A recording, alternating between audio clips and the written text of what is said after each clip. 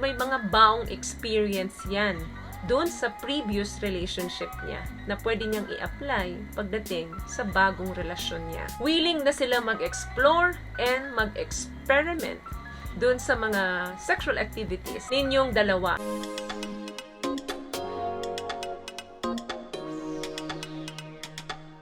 And for today's video is another concern video po. Ang sabi niya is, sabi nila, mas masarap daw magmahal ang mga single mom.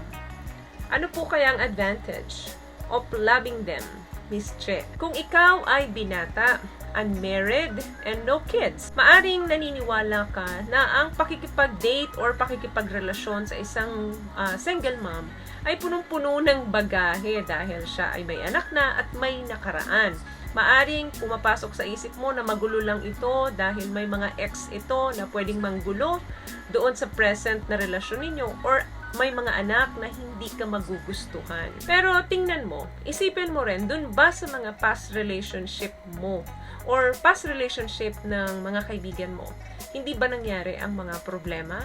What I'm saying is, normal po ang problema, ang drama, ang struggle sa relationship. Mapa-single mom ka man or not, pwedeng mag-display ng red flags ang relasyon, may anak man ang babae or wala. In fact, there are several benefits kapag single mom na yung idinidate ninyo. Number 1, patience. Ang mga single mom, meron silang extremely patience. Anyone with children, naiintindihan nila na patience is a virtue. Madalas, hindi na nila pinapatulan yung mga maliliit na bagay. Number 2, she doesn't play games. Ang mga single mom, wala nang panahon niya na makipaglaro sa relasyon. Ang madalas na hinahanap kasi ng mga single mom ay yung long-term relationship at hindi fling. Iniisip nila na kung magdadala sila ng relasyon sa harapan ng anak niya, gusto nila seryosong relasyon. Partner na mapagkakatiwalaan at rerespetuhin siya kabilang ang mga anak niya.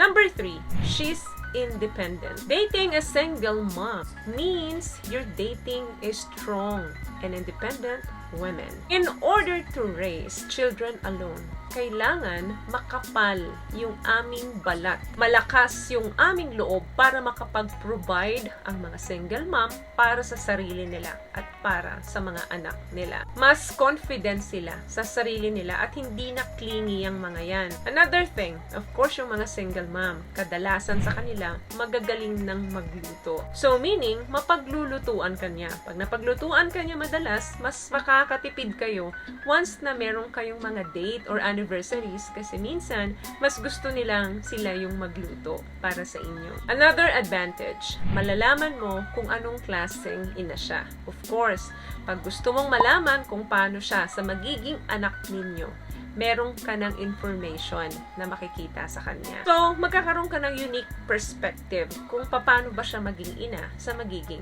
anak ninyo.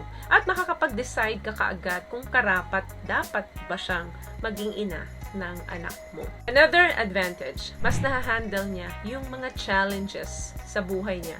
So, posibleng mas mahahandle niya rin ng mabuti yung mga challenges na pagdadaanan ninyo.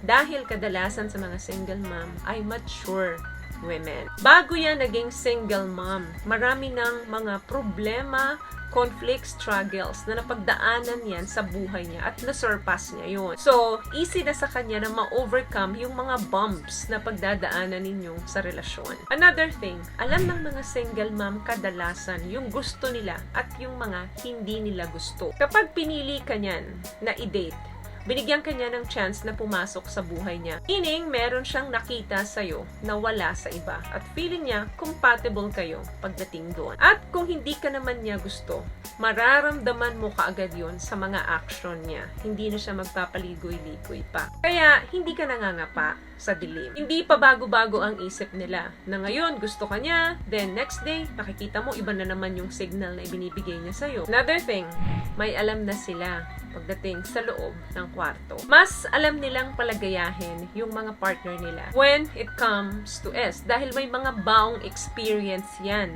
doon sa previous relationship niya na pwede niyang i-apply pagdating sa bagong relasyon niya. Willing na sila mag-explore and mag-experiment dun sa mga sexual activities ninyong dalawa. Madalas, hindi na mahiyain yung mga single mom. Pagdating sa loob ng kwarto, hindi ko naman po nilalahat. Last one, ang mga single mom, gusto nila ng mga strong man. Ang mga single mom, mabilis yung maturity nila dahil mayroon silang anak na pinoprotektahan. Kaya mas turn on or attracted sila sa mga lalaking may malakas na personalidad. At kaya silang protektahan katulad ng pagpoprotekta nila sa mga anak nila. Kaya iniisip niya, kaya mo din siyang protektahan kabilang ang anak niya. Alam nyo guys, karamihan sa mga single mom, comfortable na sila sa sarili nila.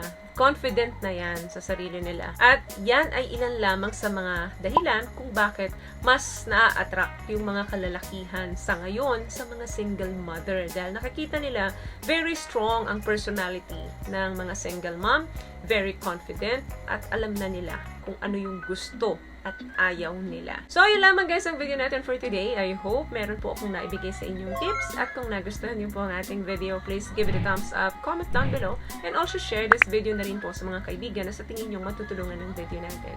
Once again, palagi po kayong mag-iingat at palagi po kayong manalangin.